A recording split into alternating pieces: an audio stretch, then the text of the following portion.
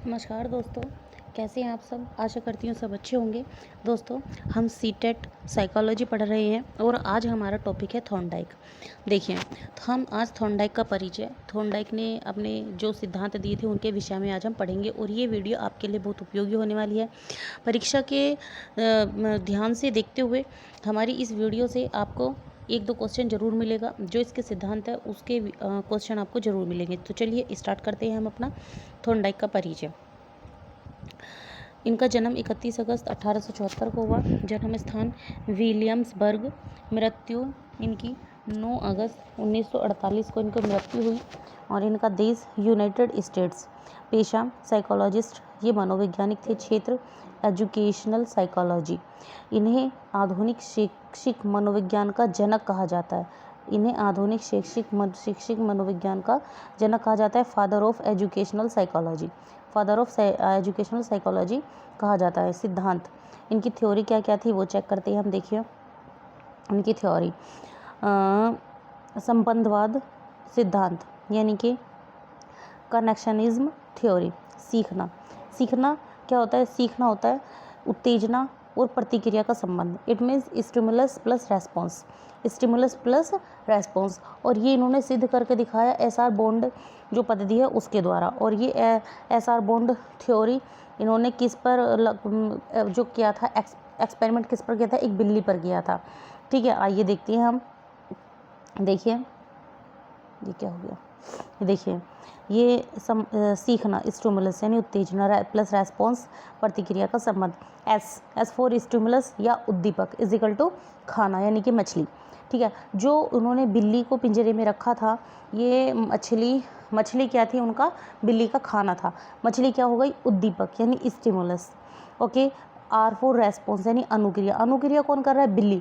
बिल्ली ही तो क्रिया कर रही है, बिल्ली तो प्रयास कर रही है। और जो इंसान प्रयास करता है, प्रयास करने की जो क्रिया होती है उसी को अनुक्रिया कहा जाता है यानी कि रेस्पॉन्स। सीखना, प्रयास और भूल का सिद्धांत। सीखना क्या है? प्रयास और भूल का सिद्धांत है सीखना। देखिए ये बिल्ली है, ये बिल्ली इन्होंने पिंजरे में बंद की हुई थी। ठीक है, और इनका खाना, इन्होंने इस बिल्ली का खाना पिंजरे के बाहर रखा हुआ था। अब बिल्ली खाने को लेने के लिए, मांस को लेने के लिए, मछली को लेने के लिए खूब कोशिश करती, जोर जोर से इधर उधर भागती, कूदती, फांदती, लेकिन कोई रेस्पॉन्स नहीं हो पा रहा था, इससे कुछ नहीं हो पा रहा था। फिर बिल्ली का अचानक से जो इसमें पिंजरे में एक बटन था, उस पर बिल्ली का पंजा लग गया। जैसे ही बिल्ली का पंजा उस पर लगा और पिंजरा खुल गया। पिंजरा खुलते ही बिल्ली बाहर। अब बिल्ली ने सोचा कि अब बिल्ली ने सारा पिंजरा घूमना बंद कर दिया। जो एरिया पार्टिकुलर था जहाँ पर वो लगने से, पंजा लगने से जो उसका विंडो खुली थी पिंजरे की, अब बिल्ली वहीं पर बार बार इधर उधर पैर मारने लगी। अब अचानक से फिर से उस वहीं पर जाकर पिंजरे के बटन पर पैर लगा तो बिल्ली को कुछ महसूस हुआ कि हाँ, कि इतने एरिया में घूमने से और यहाँ पर पैर टच होने से हमारा जो है ये बटन खुल जाता है, पिंजरा खुल जाता है। तो बिल्ली ने फिर अगेन ऐसा ही किया।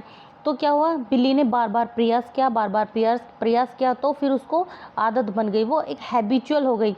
बिल्ली हैबिचुअल हो गई और बिल्ली अब डायरेक्ट क्या करती थी? उसके स्विच पर बटन पर पैर रखती थी और वो खुल जाती थी, पिंजड़ा उसको खुल जाता था और वो खाना खा लेती थी। तो इससे क्या होता है कि प्रयास। अब आते हैं बिल्ली का प्रयोग, बिल्ली पर प्रयोग किसने किया था? थॉर्नडाइक ने। देखिए यहाँ से एक क्वेश्चन जरूर आता है, ये उसको परीक्षा को देखते हुए बहुत इंपॉर्टेंट टॉपिक है। आइए अब हम चलते हैं बिल्ली पर प्रयोग। Puzzle box and experiment. जब बिल्ली कई बार प्रयास करती है और सही कार्य करके भोजन प्राप्त कर लेती है, तब स्टिमुलस और रेस्पॉन्स के बीच संबंध बन जाता है यानी कि एसआर बॉन्ड बन जाता है। बिल्ली क्या है? भूखी है और क्या है? फिर मृत मछली है, मछली पिंजड़े के बाहर रखी है। ठीक है, बिल्ली क्या है? अनुक्रिया, बिल्ली अनुक्रिया है यानी कि रेस्पॉन्स। मृत मछली उद्दीपक, खाना है यानी स्टिमुलस है। इस क्रिया को ही एसआर बॉन्ड कहते हैं। प्रयोग, कई बार बिल्ली पिंजरे में अनेक क्रिया करती है। अचानक लीवर पर पंजा मारा और लक्ष्य प्राप्त किया। अनुक्रिया के द्वारा उद्दीपन को प्राप्त करने की क्रिया को प्राणी सीख जाता है तो अनुबंध कहलाता है। सिद्धांत की उपयोगिता, बच्चों से बार बार प्रयास करवाना चाहिए। हाँ, ये बात बिल्कुल सही है।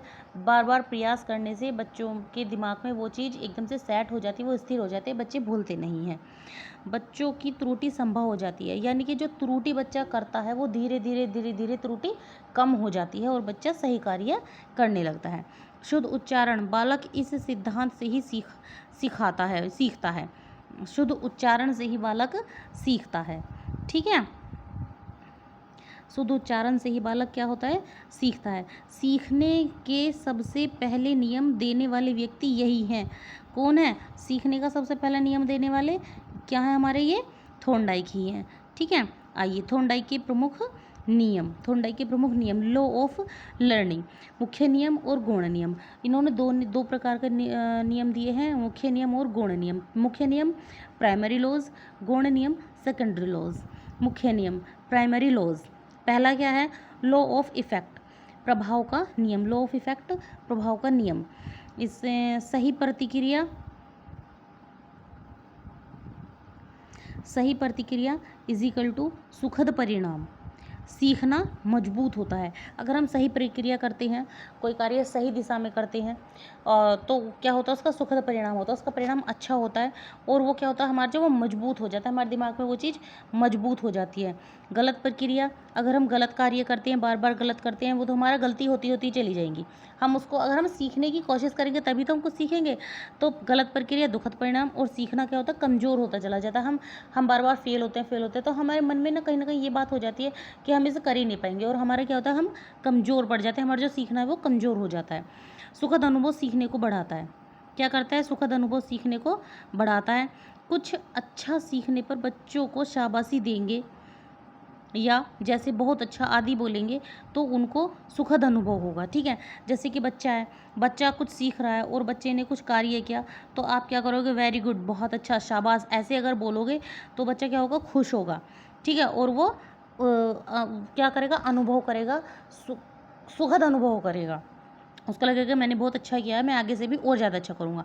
नकारात्मक अनुभव सीखना कमज़ोर कर देता है। आप सपोज़ कीजिए पेरेंट्स है, माँ बाप हैं, वो माँ बाप से बोल रहा है तो कोई उस पर ध्यान ही नहीं दे रहा है, तो बच्चा नेगेटिव उसकी थिंकिंग आ जाती है। बच्चा बहुत अच्छा कार्य करता है और अगर अध्यापक या घर वाले ध्यान नहीं दें तो बच्चे को नकारात्मकता महसूस होती है। ये बिल्कुल सही बात है, नकारात्मकता महसूस होने लगती है बच्चे को। भावनाएं सीखने में महत्वपूर्ण, भावनाएं जो हमारी होती हैं, हमारी जो फीलिंग्स होती हैं, क्या होती हैं? हमारे सीखने में भावनाएं सीखने में महत्वपूर्ण, जो फीलिंग्स होती हैं वो सीखने में बहुत अधिक महत्वपूर्ण होती है। सीखने के लिए सब्जेक्ट के साथ भावना जोड़ने से बच्चा अधिक सीखता है।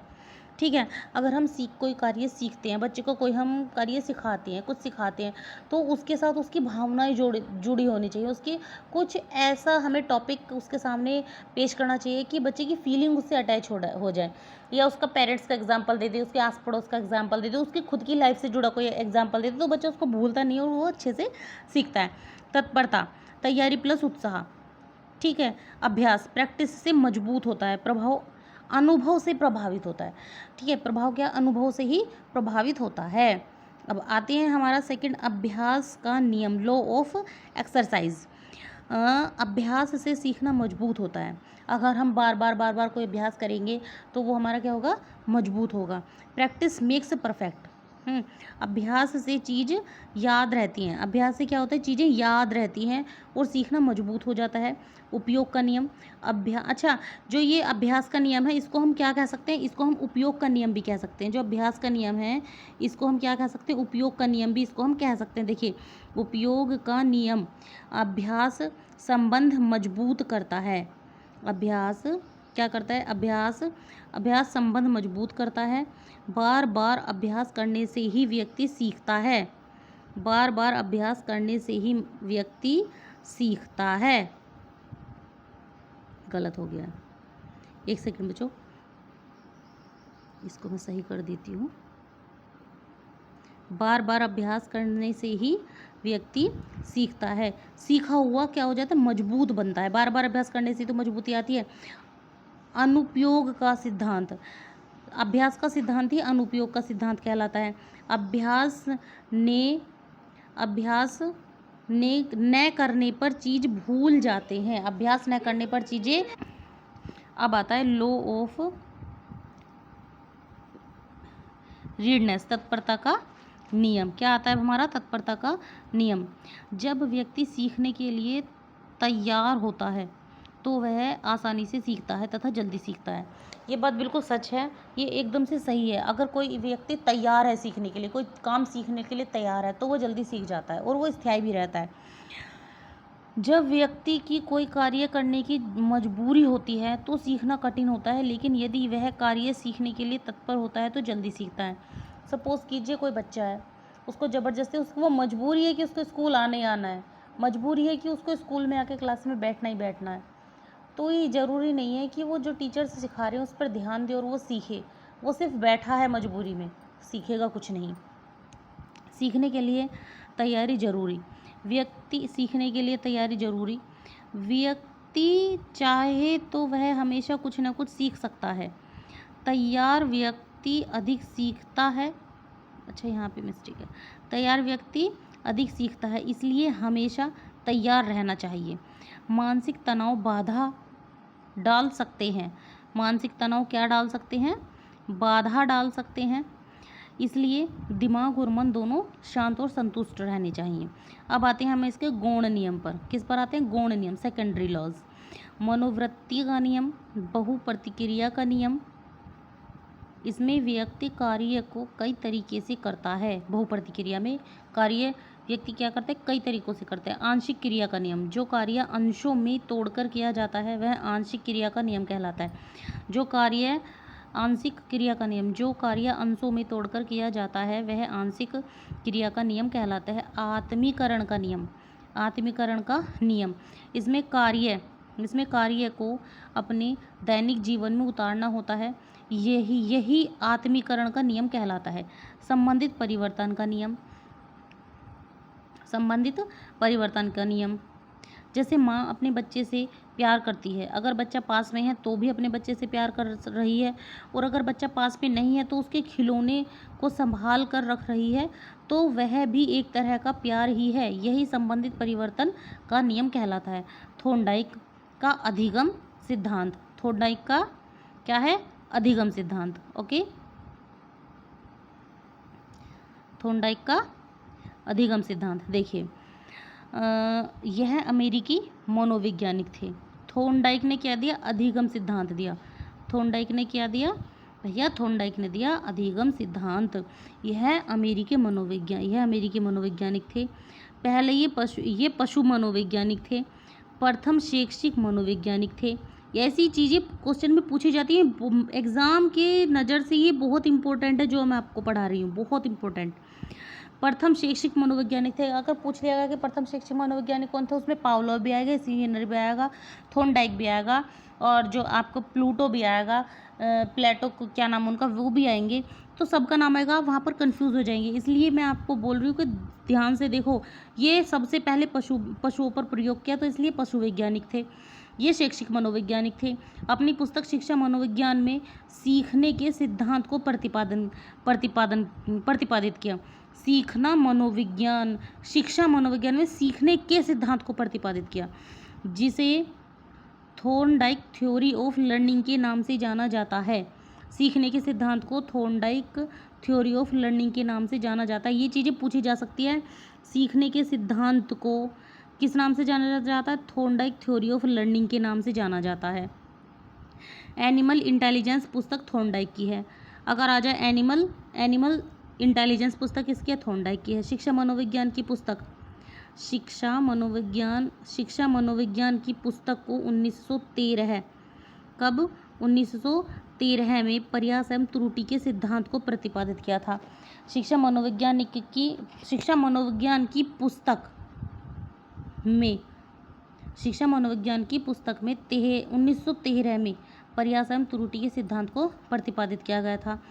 थॉर्नडाइक, एक मिनट, ये थोड़ा गलत है, इसको सही कर देती हूँ। पुस्तक में, ठीक है, अब ये सही है। ओके, 1913 में प्रयास एवं त्रुटि के सिद्धांत को प्रतिपादित किया गया था। थॉर्नडाइक के सिद्धांत देखिए, थॉर्नडाइक के सिद्धांत इन्हें देखिए। प्रयास एवं भूल का सिद्धांत, प्रयास एवं त्रुटि का सिद्धांत, उद्दीपन अनुक्रिया का सिद्धांत, संयोजनवाद का सिद्धांत, संबंधवाद का सिद्धांत। देखिए थोड़ा इम्पोर्टेंट है यहाँ पर, देखिए आप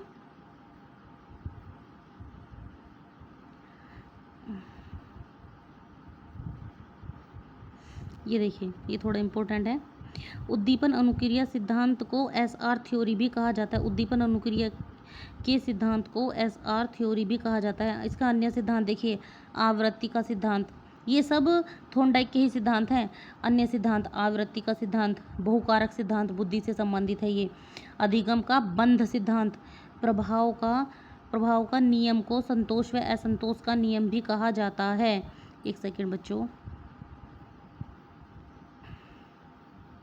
प्रभाव का नियम को संतोष व असंतोष का नियम भी कहा जाता है। ठीक है, अगर एक्सप्लेनेशन देखिए, अगर किसी कार्य के बाद संतोष मिलता है, एक्सप्लेनेशन यहाँ पर आना चाहिए, ठीक है, और ये जो यहाँ पर डॉट लगा हुआ है ये ख़त्म होना चाहिए, ये हमें ये होता है। अब ठीक है, ओके। अब देखिए, अगर किसी कार्य के बाद संतोष मिलता है, वह व्यवहार मजबूत होता है, वह कार्य भी मजबूत होता है, व्यवहार भी मजबूत होता है। अगर किसी कार्य के बाद असंतोष मिलता है तो वह व्यवहार कमज़ोर होता है। इसी को संतोष असंतोष या प्रभाव का नियम कहते हैं। संतोष या असंतोष के नियम को ही प्रभाव का नियम कहते हैं। ये छोटी छोटी चीज़ें याद रखना। और अगर किसी को इस थॉर्नडाइक की थ्योरी का इस टॉपिक का या इस टॉपिक से जो मैंने पहले वीडियो पढ़ा दी है उनके नोट्स चाहिए तो मुझे कमेंट सेक्शन में कमेंट करें। मैं आपकी ईमेल आईडी पर आपको फ्री में नोट्स प्रोवाइड करा दूँगी, ठीक है। संबंधित प्रतिक्रिया के नियम में स्थिति तो बदल जाती है लेकिन क्रिया या व्यवहार वही रहता है, ये चीज़ याद रखनी है। संबंधित प्रतिक्रिया के नियम में स्थिति तो बदल जाती है लेकिन क्रिया या व्यवहार वही रहता है, ये चीज़ हमेशा याद रखना। चलिए अब हम आगे चलते हैं। अब हमारी ये आज की क्लास यहीं ख़त्म होती है। मिलते हैं कल नेक्स्ट वीडियो में नेक्स्ट टॉपिक के साथ। जब तक आप मेरे चैनल को सब्सक्राइब कीजिए, लाइक कीजिए, शेयर कीजिए, प्लीज़ मुझे सपोर्ट कीजिए क्योंकि मेरा चैनल एकदम से नया है और मैं चाहती हूँ कि आप सब मुझे सपोर्ट करें। Thank you.